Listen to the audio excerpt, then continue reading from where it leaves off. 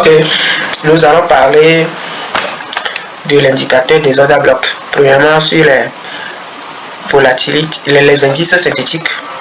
Et après, on va voir ça sur le forest aussi.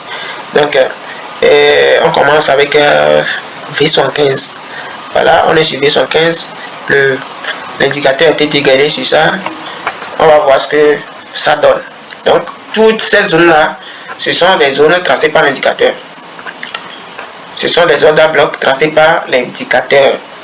Maintenant, de là à là, nous avons eu 4 opportunités grâce aux ordres à bloc. Et on a eu un 4 sur 4. C'est-à-dire que toutes les 4 fois que le prix est rentré dans l'ordre à bloc, ça a parfaitement réagi dans le sens de l'ordre à bloc. C'est-à-dire les zones, bon, il y a plus de zones de vente parce que en H4 on est en tendance baissière, c'est pour cela qu'il y a plus de zones de vente et une seule zone d'achat. Donc ces 4 opportunités là ont toutes été validées, ce qui veut dire qu'avec l'indicateur en H4 sur V75, 5 fois sur 5, tu as peut-être la malchance de perdre un seul trade.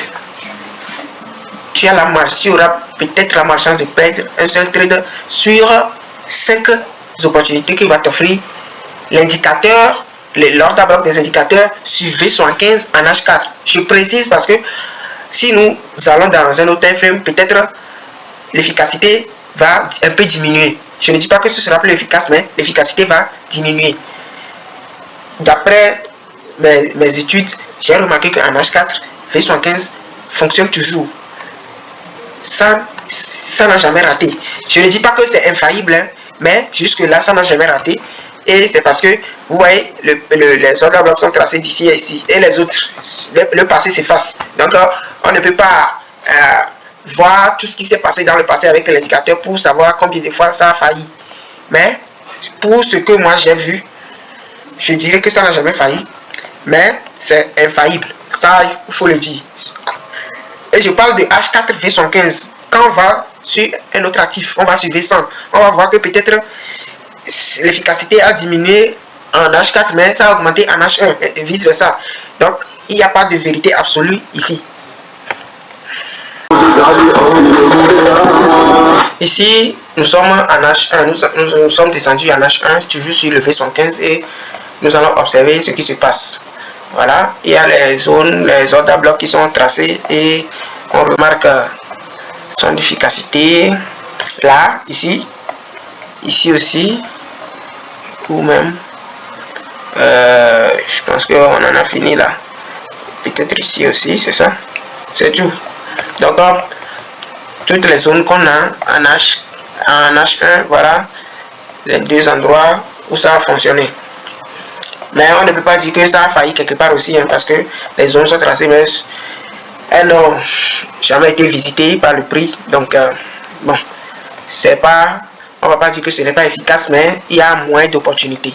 Peut-être que c'est ce que donne le marché actuellement. Peut-être dans le futur, le marché va donner une configuration avec lequel on aura plus d'opportunités dans ce time frame là. Mais là, actuellement, il n'y en a pas tellement et le peu qu'il y a, ça a marché.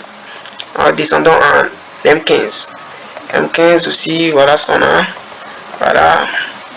On a son efficacité ici. Voilà, ici. Ça a bien fonctionné. Bon, il n'y a pas d'endroit où on va dire que le prix a cassé la zone. Je ne dis pas que le prix ne casse jamais les zones. Au niveau des indices synthétiques, ça casse. Et au niveau de l'indicateur, ça casse les ordres à bloc. Mais là, il n'y a rien de tel que je puisse montrer. Donc, en M15 aussi, voilà, c'est bien, mais moins d'opportunités. Juste que le peu d'opportunités qu'il y a, ça fonctionne. M5. Voici ce que ça donne aussi. Les opportunités sont rares. je veux pouvoir observer là où ça n'a pas marché. Voilà, ici on peut dire qu'ici, où est cet endroit là? Voilà, ici en M5, c'est en M5. En M5 ici, il y a eu l'order block, c'est-à-dire une zone d'achat qui a été cassée. Mais aussitôt cassé, c'est redevenu une zone de vente. Ça fait une cassure pullback et puis ça a rechuté. Donc quand la zone est cassée aussi par le prix, c'est aussi une nouvelle opportunité. C'est-à-dire vous allez chercher l'opportunité inverse. Donc rien ne se perd, rien ne se crée. Ici c'est un M5 même, donc avec un stop loss, tu ne vas pas perdre assez. Donc vous-même vous allez observer les choses pour voir comment ça fonctionne. Les grandes lignes, je vous dis ça, et vous allez faire le taf vous-même. Ça va fonctionner ici aussi. M5 ici aussi.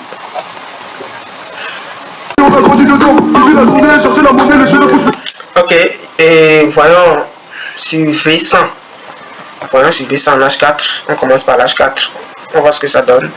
On a vu que ici la zone a été validée et il y a eu une belle chute. Et tout ça, quand tu prends la position dans la zone, tu mets le stop loss au-dessus de la zone. Si la zone est trop grande et que l'objectif n'est pas assez volumineux par rapport au stop loss, là tu sais que c'est pas un bon risque. Ce n'est pas un bon risque que tu dois prendre. Si le ratio n'est pas bon, tu esquives l'opportunité. Donc ici, avec un stop loss ici, hein, tu pourrais encaisser beaucoup de sous parce que là, ici était le plus bas. Ici était le plus bas. Donc le TP minimum, c'était quelque part ici. Donc ça valait le coup. Ça valait le coup. Et si quelqu'un est patient et il s'en tient seulement à son stop loss, il va avoir beaucoup de sous. Parce que le prix est tombé jusqu'ici. Jusqu'ici. Voilà la vraie chute. Okay. Donc continuons. Voilà, ici aussi, ça va pas marcher avec un stop loss au-dessus. Tu es à l'abri. Et tu profites de cette belle chute. Voilà. Ici, ça fait une entrée sniper. C'est-à-dire que si tu veux être prudent en mettant l'entrée dans la zone même, tu risques de rater. Maintenant, si tu veux mettre aussi le trait dans l'entrée de la zone, tu encours plus de pertes, c'est-à-dire le stop loss sera plus conséquent. Si tu ne veux pas risquer de rater l'opportunité, tu mets ça à l'entrée et des fois tu fais des belles entrées comme ça. Ok, allons-y. Voilà, ici aussi, on a eu une belle chute grâce à la zone. Voilà. Et il y a certains qui sont très prudents plutôt dans l'utilisation des order blocks de cet indicateur. Et ils font quoi? Ils attendent des confirmations. Une fois que le prix est dans la zone, ils attendent des confirmations avant de rentrer. Donc il y a certains que tu vas voir, ils font des entrées pas dans la zone, ni à l'entrée de la zone, mais quelque part ici. Par exemple, ils vont descendre jusqu'ici. Vous allez voir leurs entrées ici. Parce que ils ont entendu une confirmation d'abord, et la confirmation, ils l'ont vu plus bas, en bas de la zone. C'est pour cela certaines personnes prennent l'entrée pas dans la zone.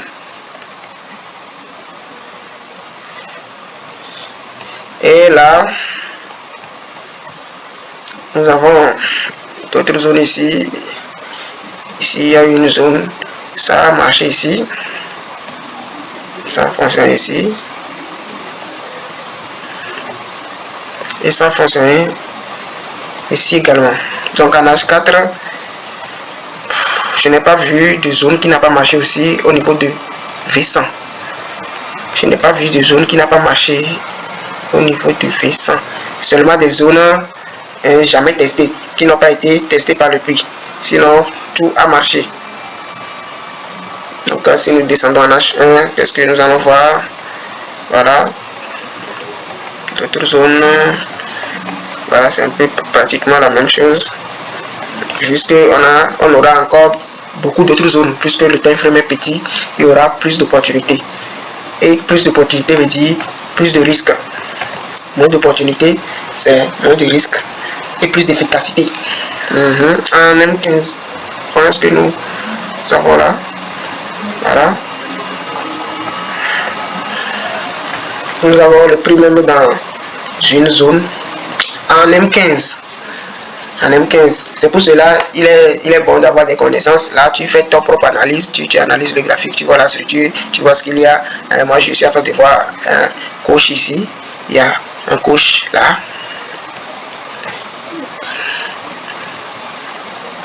Voilà, il y a un coach ici. Et le prix, il y a une liquidité à prendre ici. Il y a une liquidité à prendre là. Ici.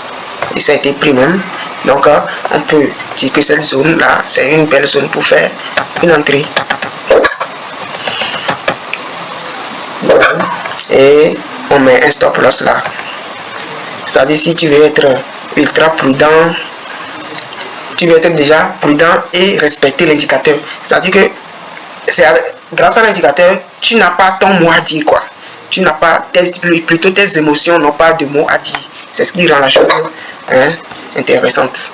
Tu mets un stop loss, un TP minimum ici, minimum là. Voilà. Et tu attends. Ça marche. On est en M15, donc c'est un peu de risque pris parce que M15 là, plus de volatilité veut dire que ça va un peu dans tous les sens des fois. Mais quand tu prends un trade, c'est que tu l'as pris. Il n'y a pas de oh merde, j'aurais dû le prendre ou pas. J'aurais dû laisser ça. Non, tu l'as pris. Tu assumes quoi. Et avec ce genre de trading, tu n'as pas de stress parce que tu sais que tu es en train de suivre un schéma bien précis.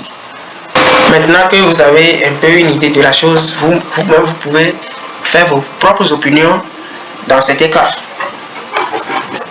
Personne n'a la science infuse, donc vous pouvez découvrir certaines choses que moi je n'ai pas. On revient au niveau du Forex sur l'euro USD. On est sur l'euro USD et qu'est-ce qu'on peut remarquer? Là, on voit les zones sont tracées, les zones à bloc sont tracées et en H4, il y a eu ça a bien fonctionné là. Ou encore ici, voilà. Voilà, ici. Ou ici, ça a fonctionné ici. Ça a fonctionné ici. Et avec la zone là, il y a eu ici aussi, ça a fonctionné. Et une nouvelle zone s'est créée là. Il y a une nouvelle zone qui s'est créée ici. Donc comme cette zone là, cette zone a été testée une fois, donc espérer encore une troisième fois, une quatrième fois n'est pas une bonne idée. Donc ici aussi ça a déjà été testé une fois, le prix est encore arrivé dans la zone. Le mieux c'est d'attendre dans la zone plus bas ou bien observer ce qui se passe. Si vous avez des confirmations, vous pouvez suivre. Donc c'est ça.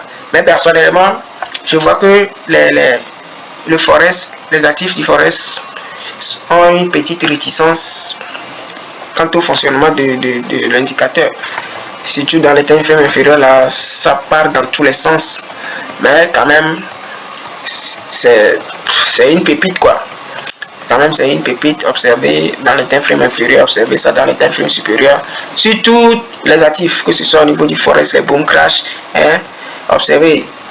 Et peut-être vous allez voir quelque chose que moi j'ai pas vu, mais dans tous les cas ça marche, ça marche des tonnerres sur V10. Ici H4 aussi c'est quelque chose. Voilà, H4 très bien. Ici vous voyez la zone n'a pas fonctionné, il y a eu cassure de la zone. Là c'est un parfait exemple pour vous montrer que les zones ne sont pas parfaites. Les zones que trace l'indicateur ne sont pas parfaites. Donc ça, il y a eu cassure ici, le prix a rebondi et ça a servi d'opportunité contraire.